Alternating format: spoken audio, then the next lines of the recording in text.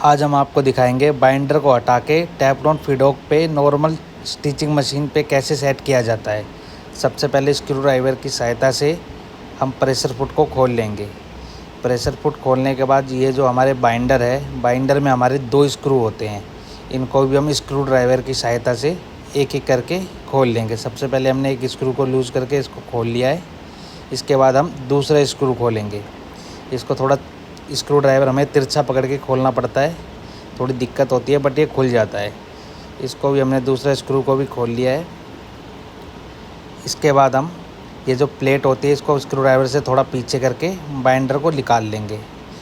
बिल्कुल ही ईजी तरीके से बाइंडर निकल जाता है। इसके बाद जो इसका बाइंडर का फिडोक होता है इसको भी हम खोल लेंगे। क्या है कि ये फिडोक ओनली बाइंडर में चलता है, वैसे नहीं चल सकता टेफ्लॉन फिडोक पे। इसके लिए हम दोनों स्क्रू के खोल देंगे। पहला स्क्रू खोल दिया है, इसके बाद हम दूसरा स्क्रू खोलेंगे। ये हमारा दूसरा स्क्रू भी लूज़ हो गया है, धीरे धीरे इसको भी खोल दिया गया है। स्क्रू खोलते टाइम हमें एक चीज़ का और ध्यान रखना पड़ता है, ये इधर उधर गिरे नहीं। अगर ये गिर जाते हैं तो जल्दी से मिलते नहीं हैं, खो जाते हैं। तो इस चीज़ में लापरवाही ना करें, ध्यान से खोलें, एक एक सामान को अच्छे से खोल के रखें। इसके बाद जो इसकी डस्ट होती है उसको हटा दिया जाएगा। क्या है कि जब मशीन चलाते हैं तो मशीन जाम होने का चांस होता है, जिसकी वजह से दिक्कत आती है। इसके बाद हम लेंगे टेफ्लॉन फिडोक, जो कि स्पेशल शिफॉन फैब्रिक या पतले जो फैब्रिक होते हैं जो हमारे फटने का ज़्यादा डर होता है, उस कंडीशन में इसको यूज़ किया जाता है, जिससे हमारे फैब्रिक फटते नहीं हैं। सबसे पहले हमने टेफ्लॉन फिडोक का एक स्क्रू लगा दिया है, फिर दूसरा स्क्रू लगा दिया है। इसके बाद स्क्रू को स्क्रू ड्राइवर की सहायता से प्रॉपर तरीके से टाइट कर दिया जाएगा। ये देखो गाइस किस तरीके से ये सेट किया जा रहा है। अच्छे से इसको टाइट किया जा रहा है ताकि ये हिले नहीं। मशीन में अगर लूज रह जाएगा तो ये मशीन हमारी वर्क नहीं करेगी, अच्छे से चल नहीं पाएगी, जिसके कारण हमें दिक्कत हो सकती है। इसके बाद इसके साइड में प्लास्टिक की पैकिंग लगाई जाएगी। ये इसलिए लगाई जाती है जबकि हमारी जो फिडोक होता है टेफ्लॉन वाला, इसका थोड़ा अलग साइज़ होता है, जिसके कारण हमारे जो ब्लेड होते हैं धागा काटने के लिए, वो फंस के नहीं चलते हैं।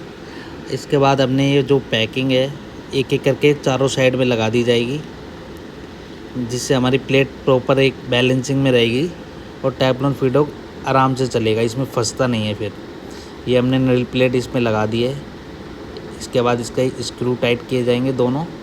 एक स्क्रू लगा दिया है, उसके बाद दूसरा स्क्रू लगा दिया इसमें। इसके बाद स्क्रू ड्राइवर की सहायता से इसको टाइट किया जाएगा। नहीं तो अगर हम लूज़ रखेंगे तो हमारी मशीन सही से वर्क नहीं करेगी। इसको अच्छे से टाइट कर दिया जाएगा, जिससे हमारी ये जो पैकिंग लगाई है वो भी इधर उधर नहीं गिरेगी, इसी में एडजस्ट करेगी। ये देखो गाइस किस तरीके से दूसरा स्क्रू भी टाइट कर दिया गया है स्क्रू ड्राइवर की सहायता से। इसके बाद ये प्लेट को आगे कर दिया है। इसके बाद मशीन को पलट के फिडोक की सेटिंग करी जाती है कि बाइंडर की दांती की अलग सेटिंग होती है और टेफ्लॉन फिडोक की अलग होती है। इस दांती को अच्छे से आगे पीछे करके सेट कर लिया जाएगा, जिससे क्या होता है हमारे जब स्टिच करते हैं तो हमारा फैब्रिक दिक्कत नहीं करता, स्टिच होने में आराम से आगे पीछे होता है।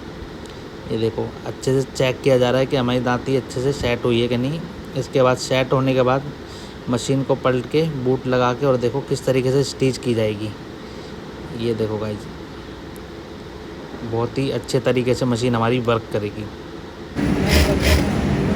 कैसी लगी हो आपको वीडियो, कमेंट लाइक करके